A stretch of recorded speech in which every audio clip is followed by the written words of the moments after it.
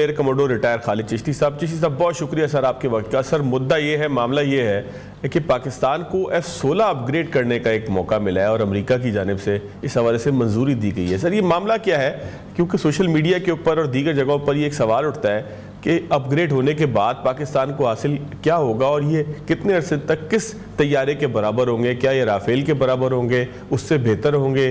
دنیا میں ان کی گریڈ کیا ہوگا اپ گریڈ ہونے کے بعد؟ اس میں اپ گریڈ ہوگا کیا کیا؟ جی بہت شکریہ فاضل صاحب، آپ نے انوائٹ کیا۔ دیکھیے پہلے میں آپ کو بریف ہسٹری بتا دیتا ہوں، یہ جہاز کن کی بات ہو رہی ہے۔ ہمارے پاس جو F-16 ہیں وہ دو طرح کے ہیں۔ ایک 1982-83 میں ہم نے خریدے تھے امریکہ سے 40، جب سوویت یونین نے قبضہ کیا تھا افغانستان پر، اور اس کا ظاہر ہے کاؤنٹر کرنے کے لیے یا ریزسٹ کرنے کے لیے ہمیں یہ 40 F-16 دیے گئے تھے۔ وہ اے اور بی کیٹیگری کے جس کو کہتے ہیں، نومنکلیچر ہوتا ہے۔ پھر اس کے کئی سال بعد ہم نے دوبارہ F-16 ایڈ کیے اور وہ تھے بلاک 52۔ وہ تقریباً ہمارے پاس اب ٹوٹل 75 F-16 ہے سارے ملا کر۔ یہ جہازوں کا ہمارے سے بہت عرصہ ہو گیا ظاہر آپریٹ کرتے ہوئے، آلموسٹ 43 ایئرس تو پہلے جو F-16 آئے تھے ان کو ہو گیا۔ اب ان کی اپ گریڈیشن درمیان میں ہوئی ہے، اس کو MLU کہتے ہیں، مڈ لائف اپ گریڈیشن۔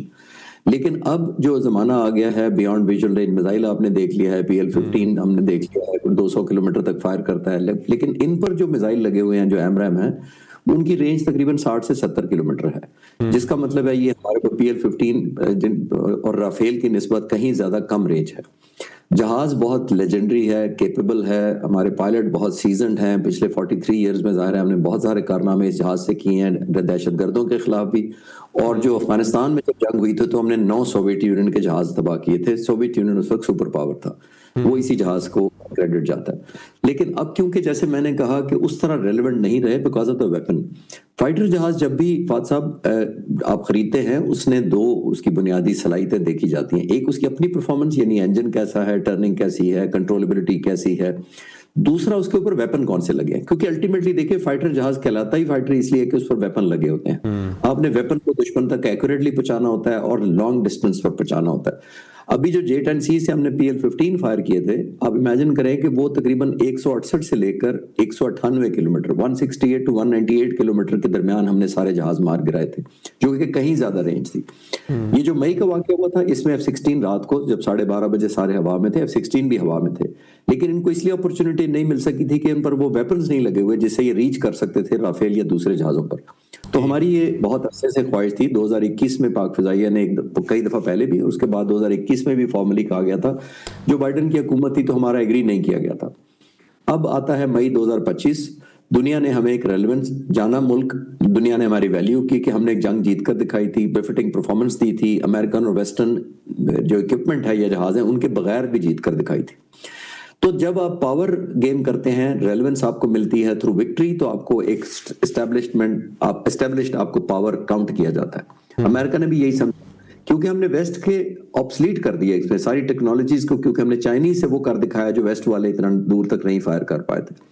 تو اب coming back more focus on this جس کی ہم بات کر رہے ہیں، ان کا میزائل اپ گریڈیشن ان کی ڈیو ہے، جس کے لیے ریڈار اپ گریڈ کرنا پڑے گا، دوسری ایویونک سپورٹ کرنی پڑے گی۔ لنک 16 ایک کنیکٹیوٹی کا ایک لنک ہے جس سے نیٹو آپریٹ کرتا ہے مختلف دوسرے جہازوں کے ساتھ۔ جب بھی F-16 اڑتا ہے تو وہ دوسرے جہازوں کو لنک کرتے ہیں لنک 16 کے، وہ بھی اپ گریڈ کرنے کی ضرورت ہے۔ تو یہ بہت خوش آئند ہوگا جب بھی یہ مٹیریلائز ہو جاتا ہے۔ اور جو آپ نے پوچھا کہ کس جہاز کے مقابلے میں ہوگا، جیسے میں نے کہا کہ جہاز بہت زبردست منوربلٹی ہے، زبردست اس کی پرفارمنس ہے، ہمارے پاس بہت ایکسپیرینس ہے۔ صرف ایک میزائل کی ایک لمیٹیشن ایسی تھی جو ہمیں اس طرح اس کو سٹینڈ آؤٹ نہیں کر پائی تھی۔ تو اگر یہ میزائل لگ جاتے ہیں تو جس کو کہنا چاہیے J-17 تھنڈر اور J-10C کے بہت قریب ہوگا یہ پرفارمنس میں انشاءاللہ تعالیٰ، اور یہ بہت بڑا ایک ڈیٹرنس اور دشمن کے لیے خوف طاری کرے گا، کیونکہ ہمارے پاس 75 جہاز ہیں۔ میں آپ کے سوال کے جواب ایک چھوٹی سی ایڈ کرتا چلوں، کیونکہ چشتی صاحب ایک اس میں نا ایک معاملہ اور یہ بھی ہے کہ مودی نے یہ کہا تھا کہ 2019 کا جو معاملہ ہوا اس نے کہا کہ ہمیں بڑی کمی محسوس ہوئی، تو محسوس یہ ہوا تھا کہ پاکستان کی ایئر سیکورٹی اور پھر پاکستان کا جو اکوپمنٹ ہے F-16 اس کے حوالے سے اب میڈیا کو بھی آپ انڈیا کے دیکھیں نا، مطلب ان کی بڑی خواہش تھی کسی طرح ہم یہ جو ہے وہ اسٹیبلش کر پائیں کہ پاکستان کا F-16 ہم نے تباہ کر دیا۔ جس طرح سے ہمارے ذہن میں یہ ہے کہ رافیل تباہ کرنے کا مطلب انڈیا کی بے عزتی ہے، وہ یہ سمجھتے کہ F-16 تباہ کرنے کا مطلب پاکستان کے ساتھ ساتھ اس ٹیکنالوجی کی بھی بے عزتی ہے۔ تو یہ اس کی اہمیت جو ہے وہ کیا دوبارہ اس طریقے سے آ جائے گی کہ جس طرح ہندوستان کا کیا مقابلہ اس سے بنے گا سر؟ देखिए F-16 दुनिया में प्रूवन जहाज है। दुनिया में जब भी एक फाइटर पायलट मुझसे अगर ऐसा पूछे फॉर्मर के आप जहाज कैसे रेट करेंगे, तो एक तो उसकी इंडिविजुअल परफॉर्मेंस है और दूसरा मैं उसका देखूंगा कि उसका कॉम्बैट के अंदर परफॉर्मेंस कैसी रही है, बैटल टेस्टेड है कि नहीं है जहाज वो। F-16 ने दुनिया की मुख्तलिफ जगहों में मुख्तलिफ कॉम्बैट्स में हिस्सा लेकर साबित किया है कि बहुत one of the best platform अपने जमाने का रहा है और जो अपग्रेडेशन हो रही है इनकी और होती रही है उसके बाद अभी तक ये बहुत रेलेवेंट है और सबसे ज्यादा वाइडली यूज फाइटर जहाज है पूरी दुनिया में आज भी वेस्ट का। तो इस पॉइंट ऑफ व्यू से तो ये जहाज की काबिलियत पे कोई शक नहीं रहना चाहिए। जैसे मैंने कहा कि हमारी लिमिटेशन सिर्फ मिसाइल की थी, वो हम प्लग कर लेंगे अल्हम्दुलिल्लाह। और बहुत ज्यादा खौफ इसलिए तारी होगा कि 75 बहुत बड़ा नंबर होता है। J-10C का हमारे पास सिर्फ एक स्क्वाड्रन जिसके 20 जहाज थे सिर्फ, इमेजिन करें उसने क्या कर दिखाया। तो ये जहाजों की कैपेबिलिटी आप नंबर से कम हो गई है अब, उसकी लेथैलिटी से और उसके ऊपर जो वेपन लगते हैं और उनकी एक्यूरेसी से वो कहीं ज्यादा हो गई है। जो मैं आपके सवाल से पहले एक मिसाल देने लगा था, मैं आपके व्यूअर्स को आसानी के लिए बता देता हूं कि इजराइल और इजिप्ट का मुकाबला कर लेते हैं। इजिप्ट को अमेरिका ने 200 F-16 दिए हुए हैं और उसी तरह के जहाज इजराइल के पास भी हैं, उनके पास 175 हैं, थोड़े कम हैं। जो इजिप्ट को दिए हुए हैं उन मिसाइल, उनके ऊपर जो मिसाइल लगते हैं F-16 पर, उसके मुश्किल से 40 से 50 किलोमीटर रेंज है उस मिसाइल की, और जो इजराइल को दिए हुए हैं वो 140 किलोमीटर के करीब है, यानी 100 किलोमीटर का ऑलमोस्ट एडवांटेज है इजराइल को। जहाज वही के वही हैं। अब खुदा ना खासा कभी इंगेज करेंगे दोनों तरफ से F-16 तो वो इजराइल के जहाज की 100 किलोमीटर पहले रीच हो जाएगी एज कंपेयर टू इजिप्शियन जहाज। ठीक। तो ये मैं आपको सिर्फ साबित करने की ये कोशिश की है कि वेपन सिस्टम जो लगाए जाते हैं उनकी ये अहमियत हो जाती है। कॉम्बैट के अंदर जहाज डेफिनेटली काउंट होता है, उसकी परफॉर्मेंस काउंट होती है, इंजन है, इलेक्ट्रॉनिक्स है, वेपन इंटीग्रेशन है, लेकिन जो वेपन फायर वो करता है वो असल में डिसाइड करता है आपके विनिंग और लूजिंग के फैक्टर को। सर इसका मतलब तो फिर ये हुआ कि जो हमारी इंडिया के साथ एक झड़प हुई थी उसका जो है टेक्नोलॉजी के हिसाब से भी दुनिया में कोई मुकाबला नहीं था। शायद ही कोई दो मुल्क ऐसे हो कि जो इतनी बड़ी लड़ाई लड़ सके। बिल्कुल आपने ठीक कहा कि 6 और 7 की दरमियानी रात को तकरीबन 125 जहाज हवा में थे हिंदुस्तान की तरफ से, 85 के करीब, 42 के करीब हमारे जहाज भी हवा में थे। दुनिया में कोई रिसेंट नहीं, मैं सब हिस्ट्रीज पढ़ चुका हूँ, 125 रात को तमाम फाइटर जहाजों के पास बियॉन्ड विजुअल रेंज मिसाइल लगे हुए थे। तकरीबन 500 से 600 मिसाइल उस वक्त हवा में थे बियॉन्ड विजुअल रेंज मिसाइल। तो ये यूनिक वॉरफेयर थी। प्रेसिडेंट ट्रम्प ने इसी को कहा था कि इंडिया और पाकिस्तान और fighting new form of warfare. ये न्यू फॉर्म ऑफ वॉरफेयर इसीलिए थी कि साइबर कमांड भी अप्लाई हो रही थी, मल्टी डोमेन ऑपरेशन पाक फिजाई ने अप्लाई किया हुआ था, सैटेलाइट की हम हेल्प ले रहे थे, जमीन से जैमिंग कर रहे थे साइबर कमांड के लोग। तो ये सारा मिलकर हमने एक ऐसा एनवायरनमेंट अनफेवरेबल इंडियन एयरफोर्स के लिए कर दिया था कि उनको सस्टेन करना मुश्किल हो गया। तो ये आने वाली जंगें इसी तरह की लड़ी जाएंगी। अब ये वो पुराने जमाने का या हमारे जो लेजेंड हीरोज हैं एम आलम और दूसरे, वो फिजिकली देखकर लड़ाई करते थे, डॉग फाइट आपस में सामने सामने आके करते थे ना। एग्जैक्टली तो अब डॉग फाइट तो है नहीं। अभी दोनों मुल्कों के जहाज 6 और 7 की दरमियानी रात को अपने अपने बॉर्डर्स के अंदर रहे, रात के 12:30 बजे उड़ रहे हैं। 125 जहाज हवा में, कोई किसी को नहीं देख पा रहा, सिवाय इलेक्ट्रॉनिकली देख रहे हैं, थ्रू रेडार्स देख रहे हैं। लेकिन देख ले जंग का क्या फैसला निकला। तो ये न्यू डायनामिक्स जिसको आ गए हैं, जिसको पाक फिजाइया के सरबराह air chief marshal Zaheer Ahmed Babar Sidhu ने अपनी कमांड संभालने से तकरीबन 3.25 साल पहले ये भांप लिया था कि आने वाले वक्तों में जो जंग होनी है वो सिर्फ फाइटर जहाजों की और पायलट स्किल से आगे चली गई है।